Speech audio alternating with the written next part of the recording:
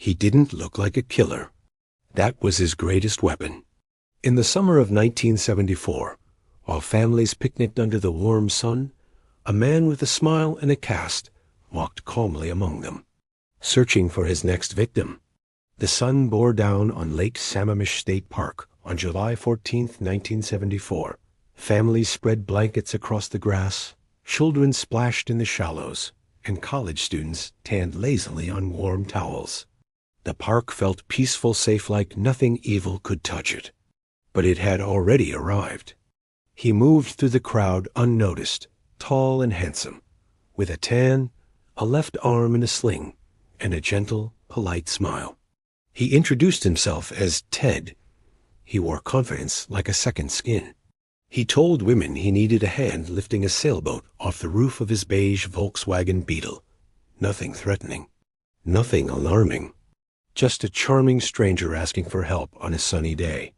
2 young women, Janice Otit and Denise Nasland, vanished before nightfall. Witnesses remembered the same man, the same smile, the same cast. They saw him walk with Janice toward the parking lot, then later with Denise. Neither woman ever returned. That day, Ted Bundy's mask slipped just enough for the world to glimpse the monster underneath. But his story didn't begin at the lake. 6 months earlier, in January 1974, Seattle was already being stalked by something it couldn't see. On January 4th, 18-year-old Karen Sparks was asleep in her basement apartment when an intruder attacked her in the night. He beat her with a metal rod, sexually assaulted her, and left her with severe brain damage. Miraculously, she survived. He left no fingerprints, no footprints, nothing except devastation. 1 month later, Linda Ann Healy vanished. She lived in a house full of students, woke early each morning to give ski reports on local radio, and had no enemies. She disappeared without a sound. Her blood-stained pillow was the only sign of violence. There was no struggle, no forced entry, just a quiet room missing one woman. By March, 19-year-old Donna Manson disappeared from Evergreen State College. Her friends believed she ran away. Investigators had nothing, not a clue, not a trace. Her body was never found. Then came Susan Rancourt in April, taken after a late-night meeting on campus. Then Brenda Ball. Then Roberta Parks. Each vanished under similar circumstances. Each was young, brown-haired, parted down the middle. Someone was hunting them. Witness descriptions began to form a pattern. A man with his arm in a sling, carrying books or a briefcase, asking for help. Bundy later admitted the tactic worked almost every time. The disappearance of Georgianne Hawkins in June shook investigators deeply. She was walking down a familiar alley near the University of Washington after visiting her boyfriend's fraternity. Bundy hid in the shadows with a briefcase and crutches. When she bent down to pick up the items he dropped, he struck her with a crowbar, then carried her to his car before anyone noticed. Later that night, he returned to the scene to retrieve a forgotten item. Police were already searching the area. Bundy moved among them calmly, blending in, even speaking to an officer.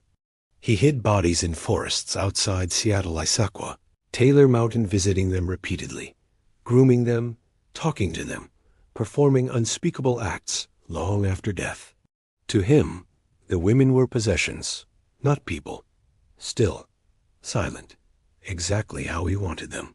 And then came Lake Sammamish, where he pushed his luck too far. He approached multiple women in broad daylight. He repeated the same story again and again. He used his real name. For the first time, police had something solid, a sketch, a description, and a name, Ted. In the flood of tips that followed, one call stood out. Elizabeth Clover Bundy's longtime girlfriend recognized the sketch. She recognized the car. She had seen the slings, the casts, and the odd items in his apartment. Plaster, crutches, rope, a meat cleaver. She called police. But her tip disappeared into the chaos of thousands.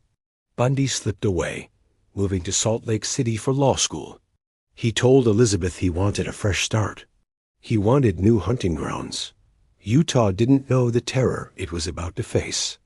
In October 1974, 17-year-old Nancy Wilcox vanished while running an errand. Weeks later, the daughter of the Midvale police chief, Melissa Smith, was found murdered, beaten, sexually assaulted, her body staged. Then came Lavra Owen, then others. Bundy's rage was accelerating. He no longer waited weeks between kills. He acted whenever the urge struck. But his downfall began with one young woman who refused to die. On November 8, 1974, Carl Derrench was approached by a man claiming to be a police officer.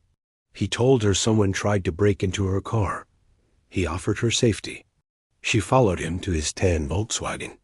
Inside, he attacked her fodder, handcuffed her, tried to bludgeon her. But she escaped. She ran screaming into the night with one cuff still locked on her wrist. Her detailed report cracked Bundy's perfect disguise. Police finally had a living witness. Still, Bundy continued killing until August 1975, when a highway patrol officer pulled over his suspicious Beetle. Inside were masks, rope, handcuffs, crowbars, Bundy's hunting tools. He was arrested. Carol Derrench identified him in a lineup. Evidence mounted. Bundy was convicted and sentenced to prison. But Ted Bundy was not done. He would not die behind bars, not yet. He escaped custody twice. First, he jumped from a second-story law library window in Aspen. He hid in the mountains for 6 days before being caught. Then, months later, he starved himself to slip through a hole in his cell ceiling, stole clothes, and walked out of jail. He traveled across the country, eventually landing in Tallahassee, Florida. And there, the nightmare reached its peak.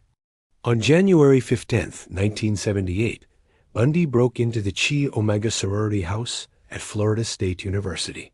In less than 30 minutes, he brutally attacked 5 women, killing Margaret Bowman and Lisa Levy, and severely injuring Kathy Kleiner and Karen Chandler. He then attacked another student miles away. The violence was frenzied, reckless. Bundy was no longer hiding. He was exploding. 2 weeks later, 12-year-old Kimberly Leach vanished from her school. Bundy assaulted and murdered her, leaving her remains in a remote location. It would be his final kill. On February 15, 1978, Bundy was arrested driving a stolen car in Pensacola. His fingerprints confirmed his identity. He was done running. His trials became national spectacles, the first televised murder trials in U.S. history. Bundy defended himself, smiling, grandstanding, charming reporters. But the evidence, especially the bite mark matching his teeth, sealed his fate. He was convicted of multiple murders and sentenced to death. On death row, Bundy confessed to more than 30 murders. But investigators believe the real number was far higher, possibly over 100. Bundy's final days were filled with desperate attempts to delay execution. He blamed pornography. He blamed society. He blamed anything except himself. He never apologized.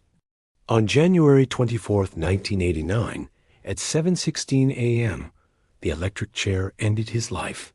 Crowds outside cheered as the news broke. Ted Bundy, one of America's most infamous serial killers, was dead. But the scars he left behind, the families he destroyed, and the lives he stole remain part of his legacy. And his true story is not one of mystery or brilliance. It is one of violence, manipulation, and a monster hiding behind a smile. For more true crime stories like this, follow True 10 and watch the full series on our channel.